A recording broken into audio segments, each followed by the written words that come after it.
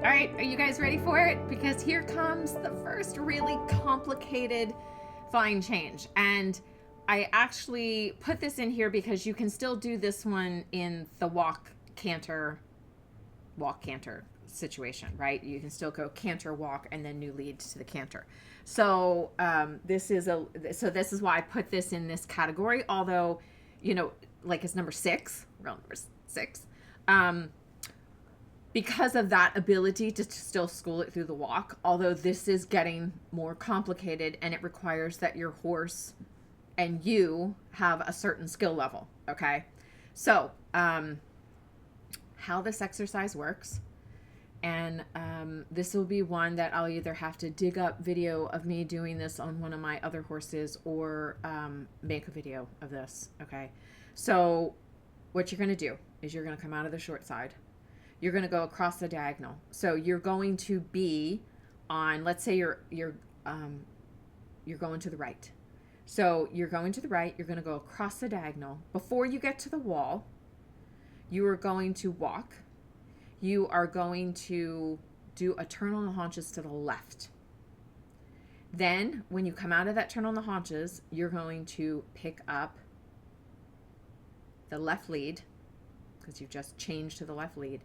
And then you're going to canter back across the diagonal, back across the short side to the other diagonal. So you're on the left lead now. You're going to canter across the diagonal before you get to the wall. You're going to walk. You're going to do a turn on the haunches to the right. And then when you do that half turn on the haunches to the right so that you're heading back across the diagonal, you're going to pick up the right lead. Okay. And then you're going to go down the long side, down the diagonal, through the short side to the next diagonal. So basically, this is my arena here. Can you guys see that okay? All right. So if you're here, and I know that this is sometimes the mirrored effect on the thing makes it more confusing. So I'm just going to say it as I see it. Okay. But understand that if that's the mirrored effect on there, it makes it, I don't know, confusing. Okay, so I'm cantering on the right lead here. I go across the diagonal. Before I get, so about here, so I give myself room. Before I get to the long side, I'm going to walk. I'm going to do a turn on the haunches to the left. And then I'm going to head back across the diagonal in the direction that I just came from. I'm going to pick up now the left lead. And I'm going to canter down through the short side, go across this diagonal. I'm on the left lead. I'm going to walk. I'm going to do a turn on the haunches. I'm going to start going back across the diagonal in the direction that I just came from, but now I'm going to pick up the right lead. And see how I can just keep doing this exercise back and forth and back and forth. What this exercise does is it helps with this changing on the diagonal, but there's a couple things that this works better than like exercise, I think 2 it was, or 3 that we did across the diagonal, is that when your horse comes across the diagonal, you're walking and you're doing a turn on the haunches in the new direction. So you're literally going, so like the first one, we started to the right, we walked, and then we did a turn on the haunches to the left. This helps you set up the aid changes, right? So you're cantering right, then you walk, and then you have to switch the aids and literally do a turn on the haunches. So it does your aid changes. It gets the horse's body aligned. It helps activate the hind legs a little bit, okay? Because a turn on the haunches, it's not like I mean, you can do a walking pirouette also, but I don't want you to worry about it being so on the spot. I want you to worry about the quality of the new bend, the quality of the activation of the hindquarters, and all of that. So that's what I want you to work on and think about when you're doing that exercise. And then you are going to literally come right out of that and pick up the left lead. So it's kind of slowing down the change, but it's giving you the opportunity to do all the aids. So if that makes sense, because you're going from right lead and you're walking, and then you're immediately having to change the bend and get them to turn around on the haunches, right? To do that turn on the haunches and then literally take off in the new lead. So it is very activating to the hind leg. It's very good for your own body, for you to be able to make those quick changes, meaning they're not quick, but they're done in a very short period of time. So I always hesitate when I say quick, because I don't want people to start getting frantic about changing things. But I do want them to realize that it has to come, pretty sequentially, right? It's not like, oh, I'm walking for 5 strides and now I'm doing a turn on the haunches. No, it's literally like walk, change, bend, turn on the haunches, canter. All right, go across the diagonal through the short side. Now we're on the left lead. We're almost to the wall. We walk, change, bend, turn on the haunches, canter, right? So it's like this, a little bit snappier to it. If you have a horse that anticipates the change right there in the corner, as you go across the diagonal, this gives them something to focus on, because they don't have time really to start anticipating, getting anxious, like they're like, oh, now we're doing, now we're cantering. Okay. Oh, now we're doing turn on the haunches. Okay. Now we're cantering. So it really makes the horse kind of focus on you and not start to be like, oh, I know what we're doing. We're going across the diagonal. So that's one of the benefits. The other benefits is the ability to bend the horse from right lead canter, walk, and now we're bending left, and we're bending left pretty strongly, because now we have to do a turn on the haunches. Okay. So you obviously have to be able to do a turn on the haunches at the walk, which would be at 3rd level anyhow. So you should have already been schooling that and working on that anyhow in order to be able to show. So, and that also has the promptness of the canter depart. So it's got a lot of pieces in there. So what does that look like when you can do it well at the walk? And this is the other benefit of this, is it's like one of the other exercises that we did, that at any time you can just put in the change. Even if the next one you can't put in the change, right? You can just keep doing the exercise, and when it feels really good, you just put in the change. Okay. So what this looks like when you put in the change is that, you come across the diagonal, and instead of, the walk, you're just going to half halt on the new outside rein, and you're going to, ask for the change in the bend and the change. And the horse, should be anticipating that turn to the left. And it's not that you want to pirouette right after that. That's not what you want to do. But you can sort of make that then, 10, 12 meter circle, and come back to the same diagonal, right? So, or you could just continue around, the short side in the new direction. But it's like you're literally want to be able to keep doing the exercise. So if you make the change and you go through the short diagonal, then you can just, start the exercise from the next long side, from the next diagonal that you get to, basically. So I hope that makes sense. I hope that showing that on the paper made sense. You understand the different dynamics of this one and how it is slightly different. Putting that turn on the haunches into it makes you accentuate the change of bend. Of course, turn on the haunches. You're not pulling the head to the inside. You're not engaging that from your reins. You're engaging that from their hind legs. So it really helps you get the hind legs in the motion. I find this exercise is really good for horses that are hot about the changes, because it gives them something to focus on. And I also find that it's really good for horses that get a little tight behind, because this switching from right lead canter to walk to turn on the haunches, it makes a lot of mobility in the lumbar region. So those horses that get a little tight in the lumbar, which makes them late behind, which makes them, want to come off of the hind leg a little bit in the change and not actually jump through and step into the new change, but kind of just push off into the new change. It helps with that.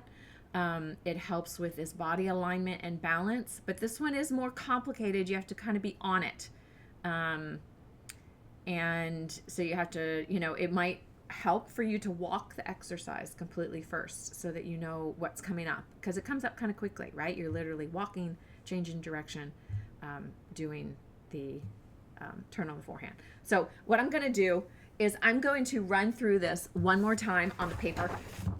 I think I have these little tiny teeny horses. Let me grab one, because I do these little demos. Here's a little tiny horse. I don't think you can see him. Okay, so he's cantering. We're going to canter, canter, canter, canter. We're going to go across the diagonal. We're cantering right. We're going to walk. Now we're going to bend left. We're going to do a turn on the haunches. And then we're going to come back. And we're going to go canter. Now we're going to pick up the canter to the left lead. And we're going to canter down the diagonal. We're going to go across the short side. We're going to go to the next diagonal. We're going to head across the diagonal. We're in left lead. We're going to walk. We're going to do a turn on the haunches to the right. My arm doesn't turn like that. So a turn on the haunches to the right. And then when we're facing back across the diagonal, we're going to pick up the canter to the right and canter across the diagonal. Okay? So I hope that makes sense. And so what would happen, okay, let's do it if we weren't walking. If you're cantering, you're going to canter across the diagonal. You're going to set up. You're going to do the change, and you literally can right there take the turn and come back across the diagonal. Okay? So if you don't feel like you can do it that quickly, when you ask for the change, you can go this way and then head back across the diagonal, because you're changing to the left. So now you're just back going to the left, and then you're going to come up to the right. So, I mean, you're heading left, but you're going to change to the right. And you literally can just go right back around and head right back down that diagonal again. So it allows you, and again, just like we said in exercises 1, 2, 3, I don't remember, that you can actually, whichever lead that they're easier to change, you can do the flying change, and the other one you can do the canter walk transition. So it allows you to keep the symmetry going. But allows you to honor the fact that maybe they're going to have an easier time with one change than the other. Okay, so they start to get a little more complicated like this as we go. So I really like that exercise. I really like it. When you start to ride it, you're going to start to really feel the value of it. And I really like that exercise. I think it's really helpful for certain horses. And again, like I said in some of the other ones, like there's going to be exercises that are really good for some horses and not good for others. Okay. The horse that I felt that benefited the most from this exercise was the horse that anticipated the changes, got a little hot, was also got a little tight, because this exercise made them wait, gave them, like something to do with their mind, because it wasn't a lot of time, like right around the change, there was a lot of things going on. So it activated their mind, it activated their body, and it made them stay on my aids. So I felt like it was a really, really good exercise. Now, I will say that you can make modifications to this, meaning I have done the exercise with my own horse, and this is going to be a little more complicated to say, but I cantered across the diagonal, and I'm going to the left, going to the right, changing to the left. I'm going to the right, changing to the left. I'm looking at my paper as I say this to make sure I say this correctly.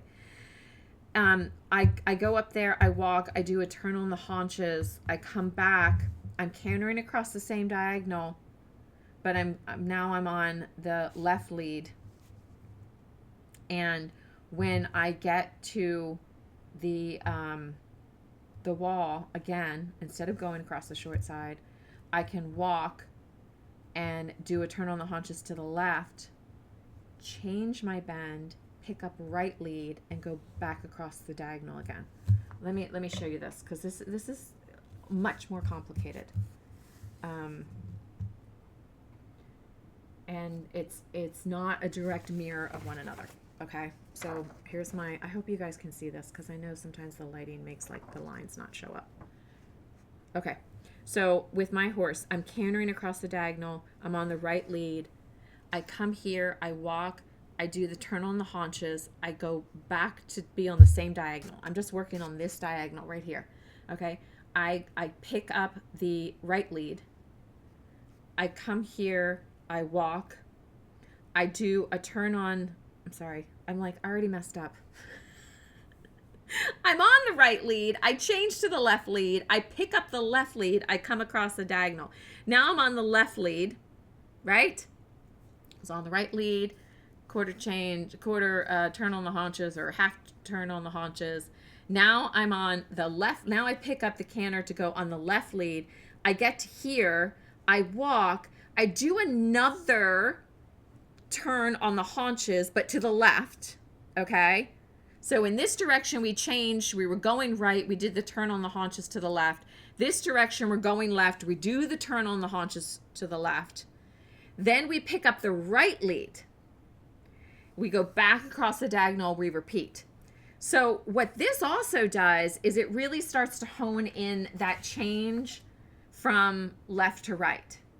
So obviously in this direction, you wouldn't ever be doing a flying change, because you literally just be turning on the haunches and then picking up the right lead and going back across, and then you could do a flying change to the left, and then come back across, and then right, and do your walk and change. So anyhow, it's just another complication of that same exercise that really keeps the horse focused, because you're not cantering very long before you're like, oh, look, now we're doing something different. Oh, look, now you're having to listen to this aid. Oh, wait a minute. Now we're walking. Now we're cantering. Now we're doing turn on the haunches. Now we're changing direction. Now we're doing this. Now we're doing that. So those horses that have gotten smart about your exercises and have decided that, oh, I know this, just hold on. No, they can't in this exercise, because it's just too much. And if you do it in a really quiet manner, meaning like you're not trying to get them frantic about it, you're actually trying to focus their mind on the minutia of the exercise. That's what keeps them calm and quiet. That's what this exercise works really good for. I could see theoretically that this exercise would also work really well for a horse that needed his hind legs activated a little bit, because every time that you do that turn on the haunches, you could really work on activating the hind end, getting the hind end a little bit like, yeah, I'm under here, I'm moving, I'm ready to strike off, right? As opposed to the horse that gets into the walk and is like, yes, my hind legs are back there somewhere. Yeah, I'm pulling them along, right? And they're not, like really walking, marching. Like this is like, oh, well, now we have to turn on the haunches. We have to kind of like keep our hind legs moving. Oh, new canter, right? Walk, oh, turn on the haunches. Oh, new canter. So that can also help activate the hind legs as much as it sort of activates the mind, or keeps the mind from sort of anticipating and taking over and doing stuff like that. Okay, that is exercise number 6. See you guys in exercise number 7.